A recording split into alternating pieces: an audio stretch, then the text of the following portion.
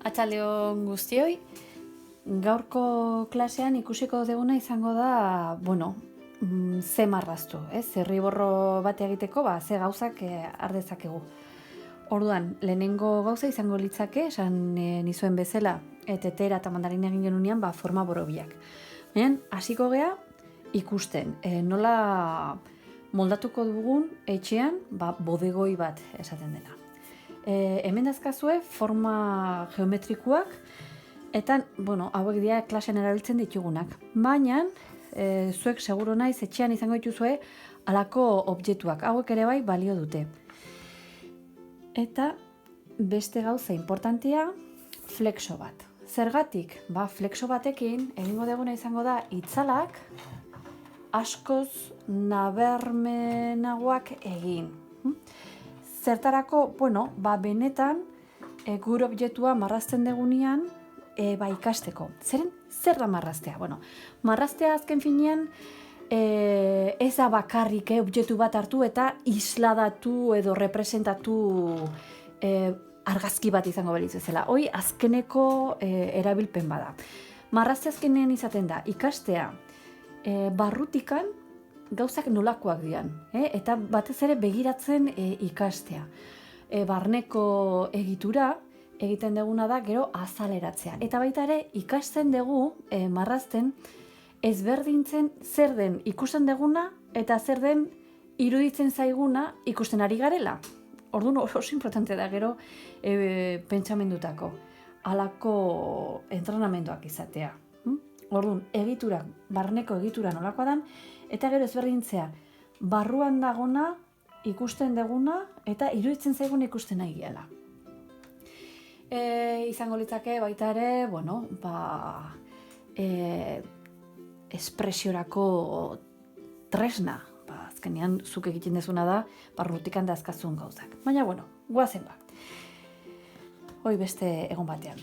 Hartzen degunean objektu bat eta flexoa, guztiok izango dugu etxean, argi izan behar dugu, beko fondua baita ere izango dula, bekaldeak izango dula eragina. Orduan, ikusten dezue hemen zein nolako itzalak eta zein nolako argiak agertzen dian esfera honetan, zeren azkenean etxean inguruan bi pieza hauek dira importantenak. Eta ikusiko dezue. Esfera, zilindro, 3 izan daiteke, eta hexaedroa. Baina hoi beste egon batean. Gaur batez ere zilindrokin arituko gea. Baina, esfera. Esferarekin zer gertatzen da. Beitu, zer gertatzen da hemengo itzaletan, hemengo argian, bekaldea txuria danean. Eta beitu bat batean aldatzen badegu, bekalde hori, puntu berdinean, nola aldatzen dian. Orduan, ez da bakarrik argia nola jartzen dugun, baizik eta bekaldean ze jartzen dugun, ikusten dezue. Hemengo itzalak nolakoak dian, hemen argia erretzen nahi da, txuri-txuria ikusten da, eta gero hemen bekaldea txuria bada, behitu, ikusten dezue, hemen sortzen da beste argi bat, isladatzen nahi delako goraka. Orduan, marrazten dugunean gauza guzti horiekin ohartzen hasten gea. Guk gaur ze proposatzen dugu?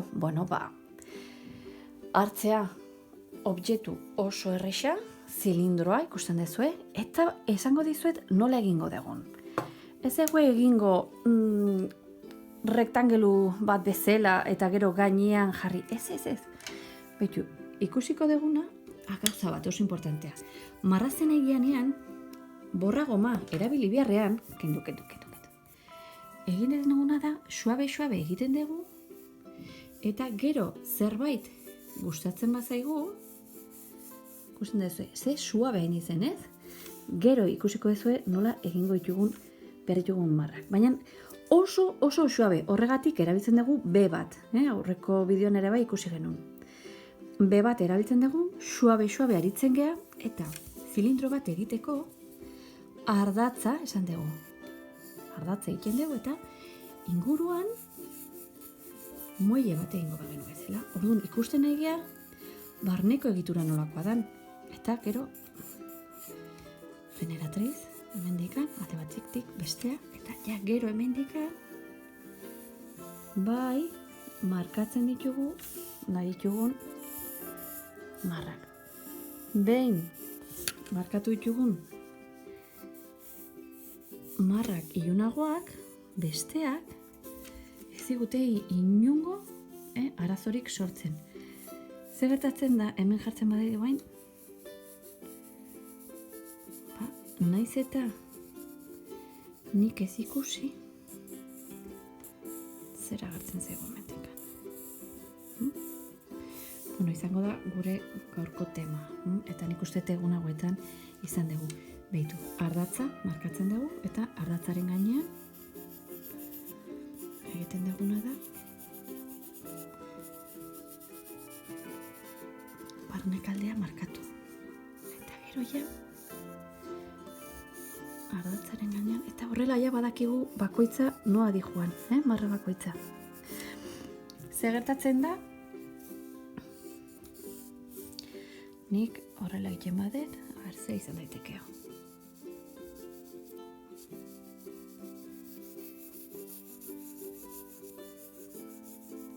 Bueno, nik bilatzen badet barneko ardatza, azkenean, alako pitxarra edo alako botila berezia.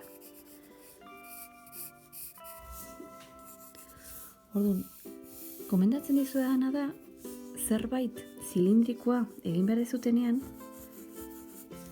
markatzen dezute nondik handi joa,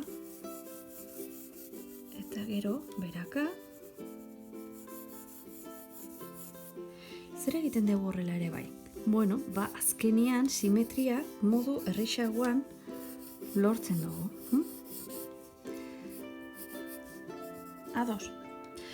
Eta ikusi, gomendatzen dizuena da etxean dazkazuen objektuak hartu, aurrean jarri eta aztertu. Eta esan dugu zilindroa. Erditikan sartzen dugu ardatza, imaginatzen dugu, eta inguruan juten gea markatzen. Linea dinamika ditzen zaio honi ere bai, Eta, gero beste gauzak erakutsiko dizuet linea dinamikarekin egiten, eta horrela errexago egingo dezue. Eta, esan duguna, etxetikan bagoaz, eta behitu zenbat gauza alako objektu hau badakizue, gainea zadakagun egoera honetan oso ospetsua egindan. Hemengo beste objektuak ikusi zazue etxetik zenbat gauza dituzuen zilindro baten egiturarekin. Orduan, ea ze lortzen dezuen, esaten dizuet, saiatu beti suabe egiten, eta gero markatzen dezue,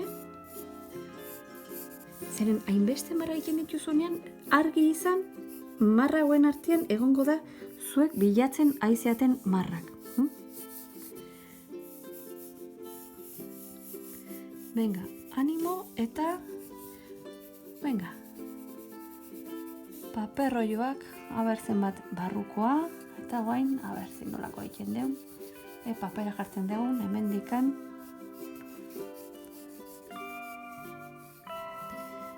Nola ikasten dizu. Eta gogoratu, marraztea ez dela bakarrik isladatzea edo representazioa egitea, baizik eta aurrean dakaguna aztertzea. Animo eta hurrengo arte.